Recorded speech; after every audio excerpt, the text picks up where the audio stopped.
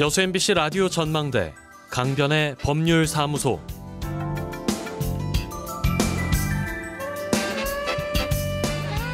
자, 라디오 전망대 강변의 법률사무소에서는 지난주 금요일부터 정부의 개헌안 내용들 좀 짚어보고 있는데요. 오늘 3탄입니다. 정부 개헌안 집중 분석 3탄 법무법인 정운의 강성민 변호사 함께하죠. 안녕하십니까? 네, 안녕하세요. 예, 저희가 이미 두 차례에 걸쳐서 개헌안 내용들, 주요 쟁점들 좀 살펴봤는데 다시 한번 오늘 정리를 좀 해보고 갈까요? 네, 저희가 이미 앞서 두 차례에 걸쳐서 이 정부 개헌안의 중요 쟁점들을 좀 살펴봤었는데요. 예. 제일 먼저 봤던 게 헌법 전문의 개정이었습니다. 이제 그 나라의 헌법의 이념 내지 가치를 제시하는 것이 헌법 전문인데, 이 정부의 개헌안에 따르면 이 헌법 전문에 현재 제시되어 있는 이 3.1 운동과 4.19 혁명 이외에도 이 민주화 운동 과정에서 중요한 의미를 가지고 이 법적 제도적인 공인이 이루어진 이 부마 항쟁과 5.18 민주화 운동, 그리고 이 60 항쟁의 민주 이념을 추가로 명시하자라는 게 이번 정부 개헌안의 내용이고요. 예. 두 번째로 이 노동자에 대한 정당한 대우와 양극화 해소, 그리고 지속 가능한 성장을 위해서 노동자의 기본권을 강화하기 위해서 이 동일 노동, 동일 임금이 헌법 개정안에 실렸습니다. 네. 그래서 이 부분은 이제 비정규직이나 이 전연차에 대한 차별 금지가 강화될 것이다라는 점으로 보이고요. 예.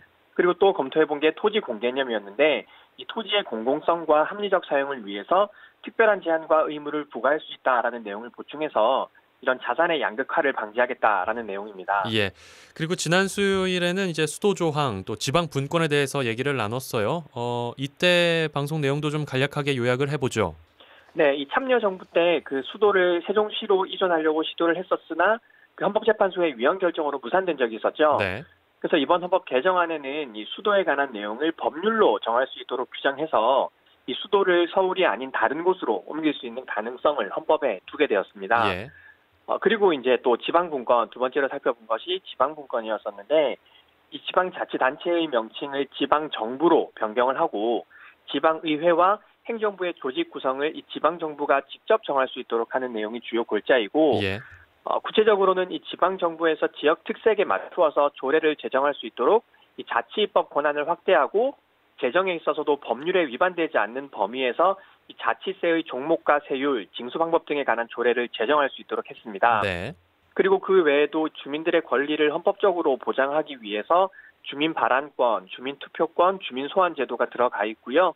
중앙정부와 지방정부의 소통을 강화하기 위해서 이 국가자치분권회를 신설한다든지 하는 내용들도 추가가 되었습니다. 네. 개헌안 집중 분석 1, 2탄 내용들 좀 요약해 드렸고요. 자, 오늘 3탄입니다. 정부 개헌안에 대한 새로운 내용들 좀 짚어보죠. 네, 사실 정부가 이 개헌안을 세 차례에 나눠서 발표하면서 제일 먼저 이야기했던 게 기본권이었습니다. 그렇습니다. 이 기본권을 제일 먼저 이야기한 취지는 이 개헌이 국민이 중심인 개헌이다라는 것을 강조하기 위한 것이었는데, 예. 그 먼저는 기본권 중에서도 그 국민이 아니라 모든 인간이라면 누릴 수 있는 좀 그런 천부 인권적인 기본권들에 대해서는 그 주체를 국민에서 사람으로 확대를 했습니다. 예. 천부 인권적인 기본권들이라면 뭐 예를 들어 어떤 걸 얘기하는 겁니까? 가장 대표적인 천부 인권이라는 거는 생명권이겠죠. 아, 예. 그래서 이 생명권은 이 기존에는 헌법 규정에는 명시가 되어 있지 않았었습니다. 그렇지만 이 모든 기본권에 당연히 전제가 되는 것이 생명이기 때문에 예. 기본권으로 인식은 당연히 되어 왔었는데, 이 정부 개헌안에는 이 생명권을 헌법에 명문화하도록 했고요. 이게 대표적인 천부 인권이라고 볼 수 있습니다. 예. 그리고 그 외에도 인간이라면 누구나 누려야 하는 행복 추구권, 인간으로서의 존엄과 가치, 양심의 자유 등도 이 천부 인권이라고 할 수 있겠습니다. 예. 그렇지만 여전히 우리 국민만이 누릴 수 있는, 예를 들면은 이 국민이 국가에게 어떤 급부를 청구할 수 있는 것을 내용으로 하는 이른바 사회권적 기본권에 대해서는 여전히 주체를 국민으로 한정을 하고 있습니다. 그렇군요. 자, 방금 말씀해 주신 생명권 외에 안전할 권리라는 내용도 신설이 됐죠. 네, 맞습니다. 이 세월호 참사와 같은 각종 대형 사고를 겪으면서 이 국민들이 안전할 권리에 대한 인식이 굉장히 높아졌습니다. 예. 그럼에도 우리가 이 박근혜 대통령 탄핵 사건 때도 봤었지만, 이 안전할 권리, 그리고 국가가 이런 세월호 같은 재해를 예방하고 그런 위험으로부터 보호할 의무를 인정하는 게 참 쉽지 않았습니다. 네. 그래서 이번에 그런 국가의 의무를 강조하고 국민들을 보호하기 위해서 이런 안전권을 신설을 했고요. 예. 그리고 그 외에도 이 제4차 산업혁명 시대에 대처한다는 차원에서 이 알 권리와 자기정보 통제권과 같은 이런 정보에 관한 기본권을 신설을 했습니다. 예. 그런데 사실 이 부분은 헌법의 규정은 존재하지 않았지만 이미 이전부터 인정이 되어 오던 기본권들인데 헌법에서 명시적으로 이제 규정을 두겠다라는 것으로 보이고요. 네. 그 외에도 주거권, 건강권, 소비자의 권리와 같은 기본권도 신설을 했습니다. 예. 말씀해주신 이런 국민의 기본권들을 강화하겠다라는 것은 결국에 촛불 시민혁명을 통해 탄생한 정부이니까 국가의 주권이 국민에게 있다. 이런 것을 더 강조하기 위한 취지로 봐야겠죠.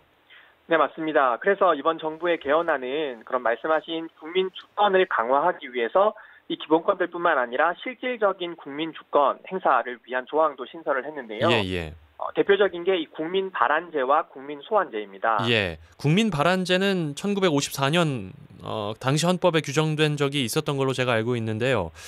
국민 소환제는 헌정 사상 처음으로 규정이 되는 것 같아요. 네, 맞습니다. 이 국민 발안제는 이 일정 수 이상의 국민이 헌법 개정안이나 법률안을 직접 제안하는 제도인데 네. 말씀하신 대로 제1공화국 시절이던 1954년 헌법에 규정이 된 적은 있었지만 그 현행 헌법에서는 규정이 없었던 조항입니다. 예.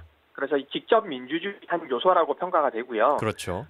두 번째로 국민 소환제는 이 국회의원과 같은 선출직 공무원을 임기 중에 국민들이 투표에 의해서 파면시킬 수 있는 제도인데요. 예. 그동안은 국회의원들이 명백한 비리가 있어도 이 법원에서 유죄 확정 판결을 받기 전에는 국회의원직을 상실하지 않았었는데 예. 이제 국민들이 직접 국회의원을 파면시킬 수도 있게 되는 겁니다. 그래서 만약 정부 개헌안이 통과된다면 이 국민 소환제는 우리 헌정사상 처음으로 도입되는 제도가 됩니다. 네. 또 이번 개헌안에서 중요한 부분이 정부 형태라든지 대통령의 권한에 대한 통제 뭐 이런 부분인데 일단 대통령제는 그대로 유지가 되는 거죠.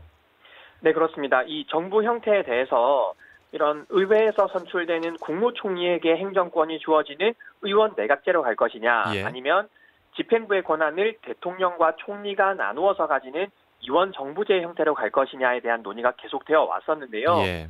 정부의 개헌안은 현재의 대통령제를 유지하는 것을 그 내용으로 하고 있습니다. 그렇게 대통령제를 유지하면서 4년 연임제를 채택을 했습니다. 예. 자, 국민들이 대통령을 뽑으면 5년의 임기를 갖고 그 임기 후에는 이제 연임이 불가능했었는데 이번 개헌안에 따르면 대통령의 임기가 이제 1년 줄어서 4년이 되고 대신 선거를 통해서 연임이 가능하도록 바뀌는 거죠. 네, 맞습니다. 이 현행 헌법이 우리 대통령의 임기에 대해서 5년 단임제를 채택한 것은 사실 우리나라의 장기간의 군사 독재의 경험 때문인데요. 예.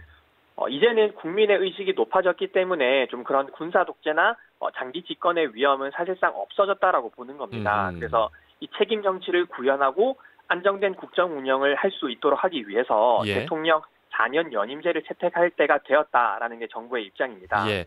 그동안 사실 대통령들이 본인의 권력을 유지하기 위해서 헌법을 좀 바꾸려는 시도를 계속 해와서 이 부분도 잘 모르시는 분들은 혹시 문재인 대통령이 또 연임 해먹기 위해서 바꾸는 거 아니야라고 생각하실 수 있겠는데 일단 이번 개헌안에 문재인 대통령은 빠지는 거죠? 적용이 안 되는 거죠? 네, 맞습니다. 우리 지금 현행 헌법 128조에서는요. 대통령의 임기 연장이나 중임 변경에 관한 헌법 개정은 이를 제한할 당시의 대통령에 대해서는 효력이 없다라고 규정을 하고 있습니다. 네. 그래서 어떻게 헌법을 개정하더라도 이 차기 대통령에게부터 그 임기에 관한 규정이 적용이 되는 것이기 때문에 이 문재인 대통령은 5년 단임제가 적용이 되어서 그 어떤 경우에도 절대 연임할 수가 없습니다. 예. 선거 연령을 낮추겠다는 것도 이제 명시가 됐죠?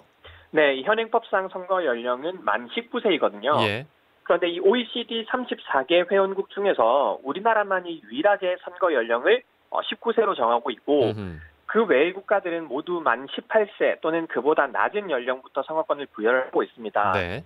그런데 우리 현행법상 18살이 되면은 취업과 결혼도 자신의 의사대로 할 수가 있고 병력의 의무와 납세의 의무도 지게 되고 그리고 과거에도 광주 학생운동이라든지 4.19 혁명, 부마항쟁, 촛불시민혁명 등에서 이 청소년이 굉장히 중요한 역할을 해왔었습니다. 예.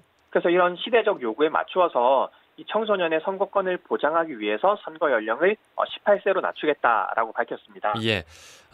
또 그 외에 바뀌는 것들 마지막으로 좀 짚어주시겠어요? 네, 그 외에도 이 기존의 헌법에서 근로권, 근로라고 되어 있는 단어를 노동으로 수정을 하고 예. 이 공무원에게도 원칙적으로 이 노동 3권을 인정하기로 했고요. 음흠. 동물을 보호하기 위한 것, 즉 동물 보호에 대해서 국가가 정책을 수립하는 조항도 들어가 있습니다. 예. 그리고 공무원이 퇴직 후에도 이런 직무상 공정성과 청렴성을 훼손해서는 안 된다라는 전관예우 방지 조항도 개정안에 들어가 있고요. 예.